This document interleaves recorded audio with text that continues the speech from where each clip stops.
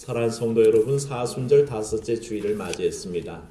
오늘도 성부, 성자, 성령 하나님의 은혜가 여러분과 함께 하시기를 바랍니다.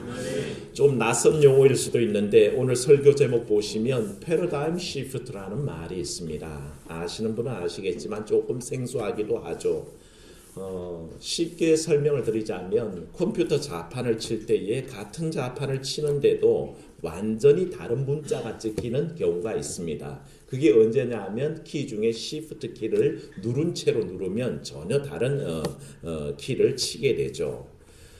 평소에는 1, 2, 3, 4, 5라고 치던 것을 이 Shift 키를 누르고 있으면 그때부터 다른 문자가 찍힙니다. 느낌표나 골뱅이나 우물정자나 혹은 달러 표시나 백분율 표가 찍히게 되는 거죠. 그러니까 같은 자판인데도 Shift 키를 누르고 있으면 전혀 다른 세계가 열려진다는 뜻입니다. 완전히 전환된다는 것이죠.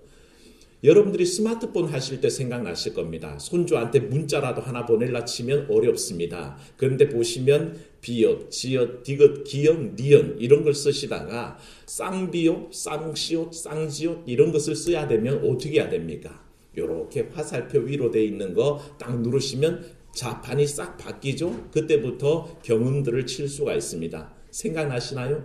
아니면 아직도 못 치고 계신가요? 네, 어렵죠. 한자 타자가 쭉 열려 있는데 영문을 치고 싶으면 어떻게 합니까? 한영 키를 딱 전환시키면 그때부터 영문을 칠 수 있습니다.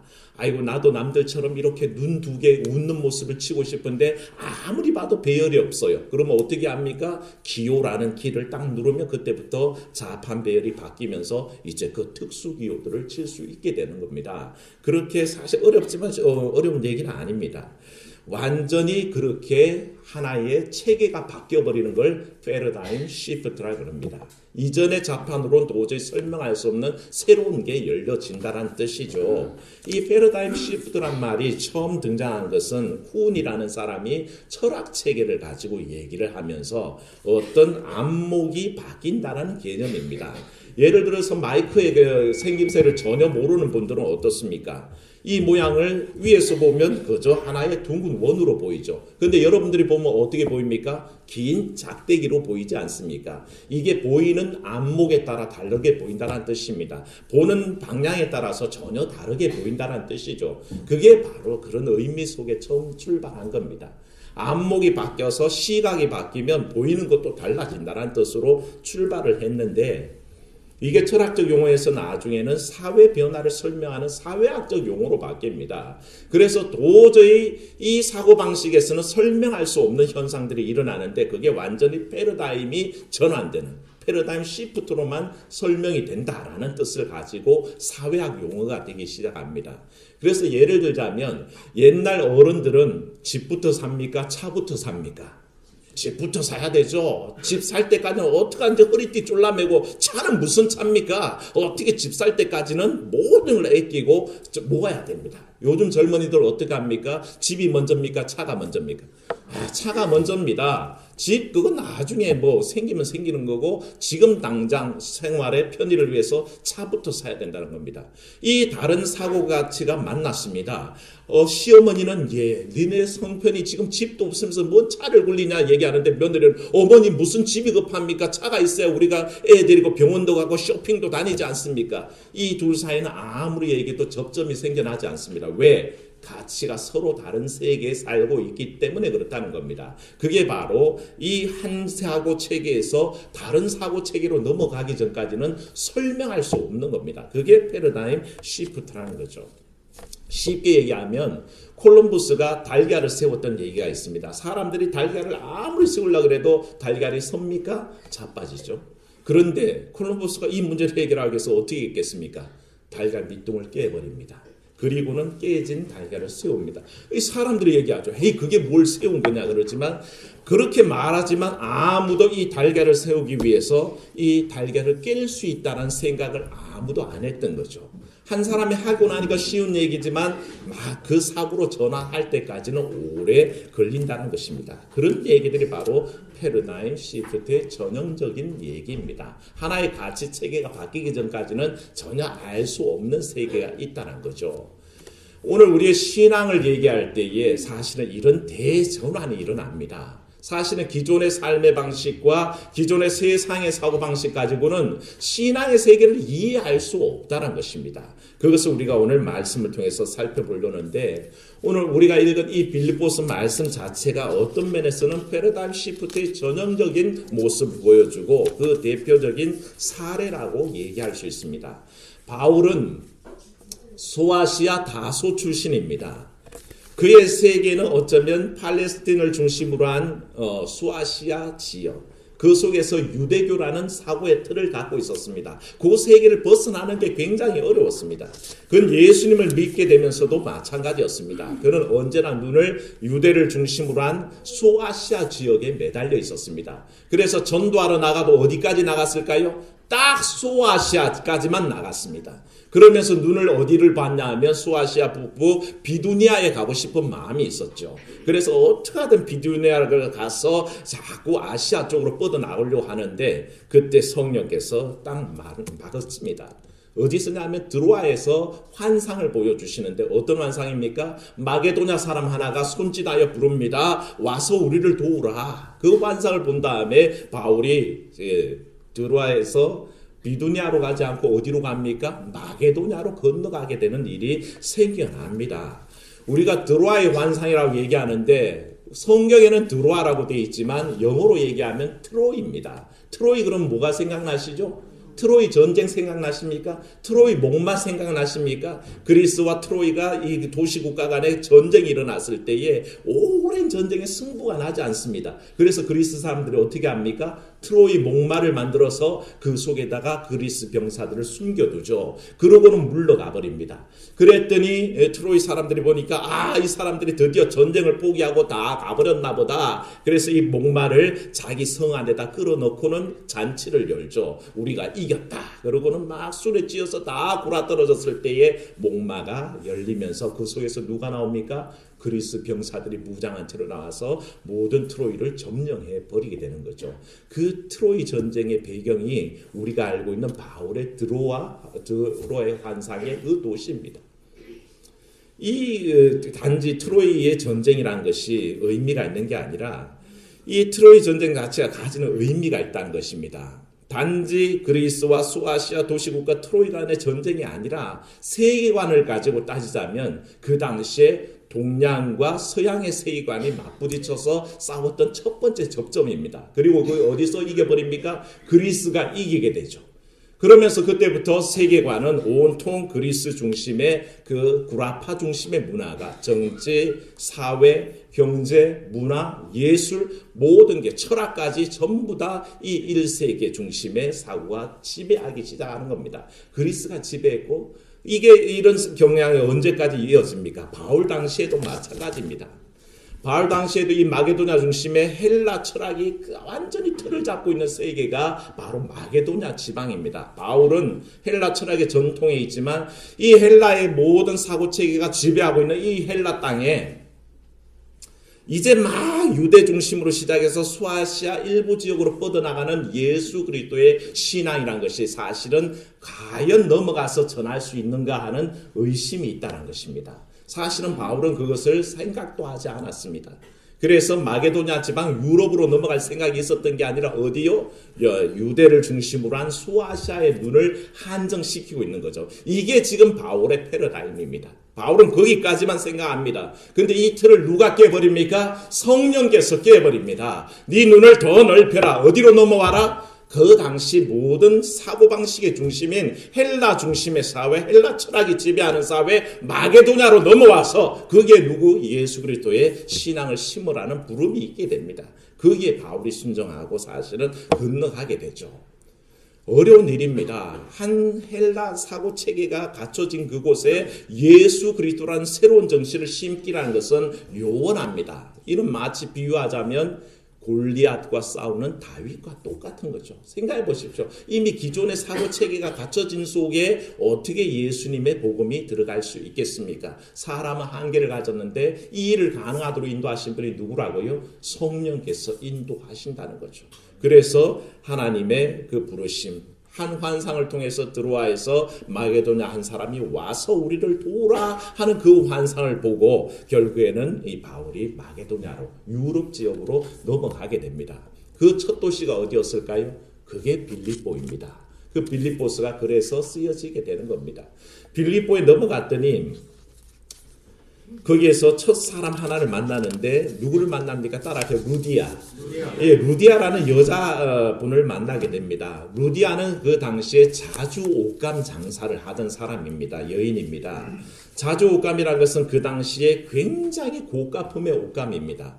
이 자주 옷감이라는 거, 그저 왜 그장 자주 옷감이 비싸냐 하면 염료가 귀한 거죠. 요즘은 화학 염료를 쓰니까 아무 색으로나 다 염색이 가능하지만 그때는 천연 염료만 쓰기 때문에 염료를 구하기 어려운 것은 옷감이 비쌀 수밖에 없습니다. 이 자색이라는 것이 나는 것은 여러 가지에서 추출할 수 있는데 가장 주요하게 추출할 수 있는 것은 지중해 연안에서 잡히는 뿔고동이라는 달팽이가 있습니다. 이 달팽이에서 추출해내면 그 염료를 모아서 이 자색 옷감을 만들 수 있는데 이 50cm, 가로 세로 50cm 정도 되는 천 하나를 염색하려면, 자색으로 염색하려면 이 뿔고동이 몇 마리가 필요한지 아십니까? 1만 마리가 필요합니다. 1만 마리를 잡아서 추출을 해야 극히 소량씩 뽑아서 모아야 겨우 50cm 되는 요만한 손수건만한 그런 옷감 하나를 자색으로 물들일 수가 있습니다. 그러니까 한번 생각해 보시오. 티셔츠라도 하나 만들려면 1m 정도는 돼야겠죠. 그러면 몇 마리의 뿔고동이 필요할까요? 4만 마리가 필요해지는 겁니다. 어마어마한 숫자죠. 이런 희귀한 염료를 구하기 위해서 그래서 만든 옷감, 이 자주 옷감은 그 당시에 아무나 입을까요? 아무나 입을 수가 없습니다. 왕이나 자색 옷을 입고요. 엄청난 부자들이나 이 옷을 입고 있기 때문에 이 루디아라는 여성 사업가를 우습게 보지 마십시오. 그는 그 당시에 고관대작들을 만나고 귀부인들을 만나고 왕족들을 만나면서 인맥을 넓히고 사업의 수완을 발휘하던 여인입니다. 그래서 그 고가의 옷감을 넘겨주고 그래서 고에게 장사를 하던 그런 여인이죠. 그러니까 그 인맥을 생각해 보십시오. 언제나 눈에 보이는 것은 고관대작들이고 그 인맥은 뭘 위해서 쓸까요? 자기 장사를 위해서 사용합니다. 그리고 그 장사를 통해서 벌어들이는 막대한 이익은 자기의 부귀영화를 위해서 쓰게 돼 있죠. 그게 루디아란 여인의 삶의 목적이었습니다. 그런데 어느 날 빌립보 지역으로 넘어온 바울을 만나게 되죠. 바울을 만나면서 이 루디아의 삶이 바뀌어집니다. 어떻게 바뀌어질까요? 그때부터 루디아가 이 세례를 받고 바울을 자기의 집에 모셔드립니다. 그리고 그때부터 바울의 하는 모든 선교 사역을 돕기 시작합니다. 여기에서 대단한 패러다임 시프트가 일어납니다. 그 전까지 자기가 갖고 있던 인맥이나 자기가 갖고 있던 돈이나 모든 것이 자기를 위한 것이었는데 주님을 만나고 사도 바울을 만나고 이것은 주를 위해서 사용하는 하나님의 선한 일을 위해서 사용하는 것으로 바꿔지는 겁니다. 사람들을 만나기 시작하는데 이 고관대작이 자기 돈 벌기 위한 수단이었는데 이제는 뭘로 바뀔까요? 예수 그리스도를 전하기 위한 도구로 바뀌는 겁니다. 돈이라는 것이 자기 부귀영화를 위한 것이었는데 그게 바뀌어집니다. 뭘로 바뀔까요? 바울의 선교 사역을 돕기 위한 것으로 바뀌어지더라는 것입니다. 그래서 빌립보서 우리가 한 장만 넘어가면 4장 말씀에 보면 4장 16절 한번 말씀 찾은 분들만 한번 보십시오.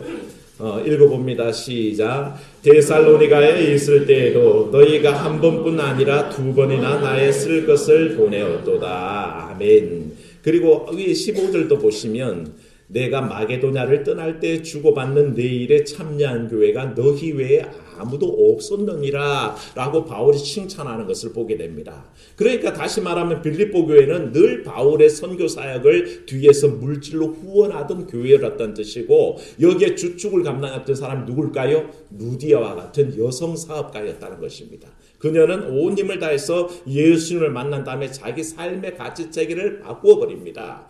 도저히 옛날 사고방식으로는 이해 안 되는 거죠. 아마 루디아의 친구들이 너 요즘 뭐 잘못 먹었니? 왜 그러니? 그렇게 얘기했을 수도 있을 만큼 그 삶이 달라졌다는 겁니다. 사랑하는 여러분, 주를 만나면 가치 체계가 달라집니다. 옛날에 좋았던 게 싫어지기 시작하고 옛날에 너무 집착했던 것들이 아무것도 아닌 것을 알게 됩니다. 그러면서 점점 누가 보일까요? 예수 그리스도가 보이는 줄로 믿습니다. 그게 사고의 전환이고 가치관의 전환이고 패러다임 시프트입니다. 그 변화가 일어나지 않는다면 아무도 그 삶을 이해할 수가 없다는 거죠. 왜 저분이 저렇게 열심히 예배하는지, 왜 저분이 저렇게 예수님을 좋아하는지, 왜 저분이 하나님만 섬기는지 세상 사람들은 이해하지 못합니다. 뭐가 달랐어요? 가치 체계가 다르기 때문입니다. 이 전환이 일어나기 전에는 절대 이해할 수 없다는 것입니다. 그걸 우리가 패러다임 시프트라고 부른다고 말씀드렸습니다. 또 한 분을 빌립보에서 만나게 됩니다. 누구를 만나게 됩니까? 바울과 실라가 한 여인의 그 귀신 들린 여자아이를 고쳐주고는 옥에 갇힙니다. 빌립보 감옥에 갇혔던 그 유명한 사건이 있었습니다. 감옥에 갇혀서 있는데 한밤중에 찬송을 부릅니다. 고난 중에도 찬송 부르죠. 하나님이 이 찬송을 들으시고는 옥터를 지진으로 움직여 버리셨습니다. 그러니까 뭐가 열렸을까요? 옥문이 덜커덩 다 열려버리고 죄수들 손에 차고 있던 착고가 다 부러져 버립니다. 이 옥문 뭡니까? 지진에 뚫려가지고 간수가 깜짝 놀라서 일어나서 옥문이 열려 있으니까 죄수들이 다 뭐 했다고요? 탈옥했다라고 생각했습니다. 깜짝 놀라서 아이고 죄인들을 다 놓쳤으니 간수의 책임으로 자기가 책임져야 됩니다. 자기는 처형당해야 될 것 같아서 칼을 뽑아 들고는 자기 목에 대고 이제 찔러서 자살하려고 그러는데 바울이 말리죠. 이 사람아, 우리가 다 도망 안 가고 여기 있으니 그렇게 하지 말아라. 그제야 이 옥문을 움직인 게 하나님의 큰 권능인 것을 깨닫고는 이 간수가 바울 앞에 턱 엎드려서는 묻습니다. 선생님이여, 제가 무엇을 해야 구원을 얻겠습니까? 그렇게 물을 때에 바울이 얘기합니다. 따라합시다. 주 예수를 믿으라. 그리하면 너와 내 집이 구원을 얻으리라. 믿으십니까? 이 말씀으로 이 빌립보 간수에게 복음을 전합니다. 주 예수를 믿으라. 그리하면 너와 내 집이 구원을 얻으리라. 이 놀라운 선언을 받고 이 빌립보 간수가, 감옥의 간수가 예수 그리스도를 영접합니다. 세례를 받습니다. 기쁨으로 자기 가족들까지 다 세례를 받고 그 온 집안이 하나님을 믿음으로 기뻐했다라고 쓰고 있습니다. 그런 일들이 일어나는 거죠. 저는 짐작해 봅니다.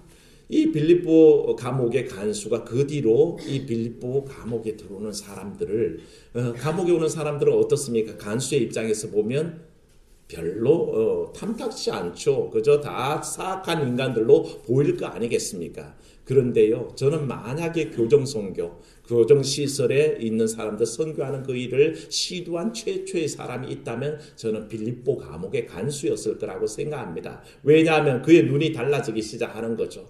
죄수들이 긍휼히 여겨지고 불쌍히 여겨지고 복음 전할 기회가 된다라고 생각했을 겁니다. 처형당할 죄수가 들어오면 어떻게 할까요? 죽기 전에 복음 받아들이도록 어떻게든지 말씀 전하는 사람으로 아마 변화됐다라고 생각합니다. 그런 루디아와 빌립보 감옥의 간수 같은 사람들이 빌립보 교회의 초창기 초기 사람들이었고 단단하게 빌립보 교회를 세워나갔다라고 저는 생각합니다. 그런 가치관의 변화를 가진 사람들이 빌립보 교회의 주축이었는데 이 빌립보 교인들에게 끝까지 믿음 잘 지키라고 바울이 감옥에 있으면서 로마 감옥에 갇혔을 때에 편지를 보내서 잘 견디라고 보낸 그 편지가 바로 빌립보서입니다. 이 얘기를 쓰면서 바울이 얘기합니다. 가치체계의 변화. 우리가 믿음 안에서 우리의 사고가 완전히 바뀌었다면 이렇게 살아야 됩니다 라고 권하는 중에 제일 먼저 바울이 한 것이 뭔지 아십니까? 자기 자신의 간증을 하기 시작하는 겁니다. 그 간증문이 바로 오늘 5절부터 9절 사이에 나와 있습니다. 바울이 얘기하는 자기 기존 가치체계는 뭐였냐 하면 자기는 유대교 신봉자였습니다. 5절부터 보십시오. 나는 8일 만에 할례 받았습니다. 유대교의 율법을 준수했죠. 이스라엘 족속입니다. 베냐민 지파입니다. 히브리인 중에 히브리입니다. 율법으로는 바리새인입니다. 열심으로는 교회 박해하고 예수 믿는 사람들 잡아 죽이는 일까지 했던 사람입니다. 율법으로 흠이 없는 사람입니다. 그게 바울이 기존에 갖고 있던 자기 가치관이었고 자기의 가치책이었습니다. 그런데 그 유대교의 틀거리 속에서는 도저히 예수 그리스도의 부활의 권능과 생명과 능력과 구원의 역사가 보이지 않더라는 것입니다. 그걸 설명해낼 수가 없는 겁니다. 아무리 기존의 체계로는 1, 2, 3, 4, 5는 치지만 뭡니까? 우물정자도 칠 수 없고 골뱅이도 칠 수 없습니다. 그 어떤 시프트 키를 눌러야만이 변환이 되는 것처럼 바울은 이 유대교의 틀 속에 예수님을 볼 수가 없더라는 것입니다. 그 구원을 볼 수가 없었습니다. 영생을 볼 수 없었습니다. 그래서 한 단추를 눌러야 되는데 그 단추가 뭐였을까요? 예수 그리스도라는 단추였습니다. 예수 그리스도를 통해서는 구원이 보이고 영생이 보이는 겁니다. 복음의 세계가 펼쳐지는 겁니다. 바울이 이를 깨닫고는 결국에는 자기의 삶이 5절 6절에 이런 유대교에 집중하던 삶이었습니다. 그런데 7절에 뭐라 그럽니까? 그러나 이제는 예수님 안에서 달라졌다는 것입니다. 기존 유대교가 설명할 수 없는 것들이 예수님 안에서 보여지기 시작했기 때문에 이전에 같이 있던 것 다 내게는 쓸데없는 겁니다. 배설물 같은 겁니다. 아무 의미가 없는 것입니다. 라고 고백하기 시작했다는 것입니다. 그게 바울 안에 일어난 패러다임 시프트입니다. 가치관이 전환된 겁니다. 이전에는 붙들려고 애썼던 것들이 이제는 쓸데없다는 것을 알게 됐습니다. 오히려 그 자기 속에 누가 소중해졌을까요? 따라합시다. 예수님만 제일 소중합니다. 이 고백이 바울의 삶 속에 나타나기 시작한 거죠. 그래서 바울은 예수 그리스도만 바라보고 그 믿음 안에서 온전해지기를 힘쓰고 있었다는 것을 알게 됩니다. 사랑하는 여러분, 여러분 속에 이런 가치 전환이 일어나시기를 축원합니다. 깨닫기 전에는 알 수가 없습니다. 믿음 안에 돌아오기 전에는 결코 이 하나님 나라의 온전함과 예수 그리스도 안에는 신비를 바라볼 수가 없다는 것입니다. 그 속에 주시는 그 영생의 말씀과 생명을 알 수가 없다는 것입니다. 오히려 왜 저런 일에 저 교회 다니는 사람들은 열을 낼까라고 참 뭡니까? 궁금해하게 마련이죠. 그러나 사실 믿음 안에 들어오고 나면 깨닫게 됩니다. 사랑하는 여러분, 교회 안에 있는 동안에 믿음 안에 있으면 그때야 볼 수가 있습니다. 그 생명을 볼 수 있고 그 능력을 볼 수 있기 때문에 사랑하는 여러분, 바울이 경험했던 것을 이렇게 빌립보 교회에 열심히 바울이 얘기하는 것은 누구든지 이런 전환이 필요하다는 것입니다. 그 일을 가지고 설명할 때 따라합시다. 예수님을 만납시다. 예수 그리스도를 만나기 전에는, 인격적으로 만나기 전에는 이런 가치 전환이 일어나지 않습니다. 그저 옛날 사람 속에 거하고 옛날 가치대로 돈이 좋아서 사업에 열중하고 돈이 좋아서 고관대장 만나는 게 좋고 돈이 좋아서 귀부인들 만나서 좌조옷감 하나라도 더 파는 게 더 소중할 수 있습니다. 그런데 가치 체계가 전환되고 나면 그때부터는 하나님 앞에 선교하는 것이 좋고 선교 헌금을 보내는 게 좋고 바울의 사역을 돕는 게 좋고 자기 교회 선지자를 모셔들여서 교회를 이루는 것을 더 좋아하게 된다는 것입니다. 그런 역사를 우리도 경험해야 될 줄로 믿습니다. 이 놀라운 경험 속에 바울은 고백하기를 이게 쉬운 일이냐 할 때에 쉽지 않다는 게 우리가 가진 딜레마입니다. 고민입니다. 이게 쉬운 일이면 참 좋겠는데 내가 딱 마음만 먹으면 내 가치체계가 딱 바뀌듯이 컴퓨터 자판에 시프트 키만 누르면 완전히 다른 자판 배열을 가질 수 있게 되는 것처럼 쉽다면 좋겠지만 그렇지 않다는 것입니다. 얼마나 어려운 일인지 그 하나의 가치체계를 바꾸기까지는 굉장한 노력이 필요합니다. 사도 바울은 이 일을 가지고 얘기할 때 12절 말씀 보십시오. 뭐라고 했습니까? 내가 이미 얻었다 함도 아니요 온전히 이루었다 함도 아니라. 바울도 아직 완성하지 못했다라고 얘기합니다. 그 유명한 전도자가, 그 유명한 선교사가, 그 유명한 목회자가 말하기를 나도 아직 멀었습니다. 나도 아직 달려가고 있습니다.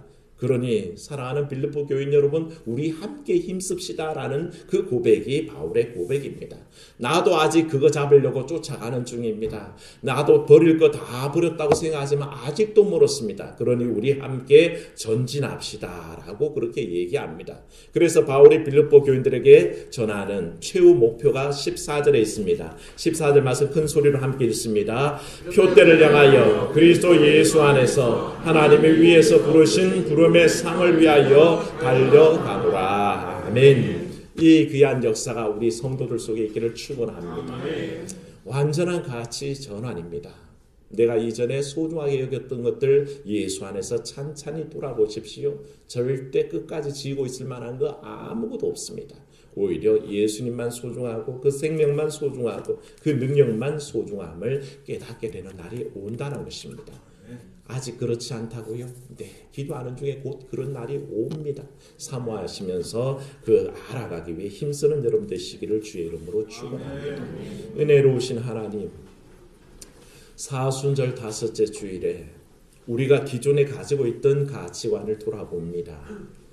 어쩌면 눈에 보이는 것 쫓아가고 손에 잡을 수 있는 것 추구하고 어떻게든 남들처럼 떵떵거리며 살 수 있는 길을 찾아보려고 애쓰는데 하나님, 지금의 사고체계에서는 그게 제일 좋다고 생각합니다. 하지만 예수님으로 인해서 우리의 완전 가치 전환이 일어나게 도와주시옵소서. 사도 바울은 깨닫고 보니 그 모든 것들은 배설물 같고 쓰레기 같다는 것을 알게 되었습니다.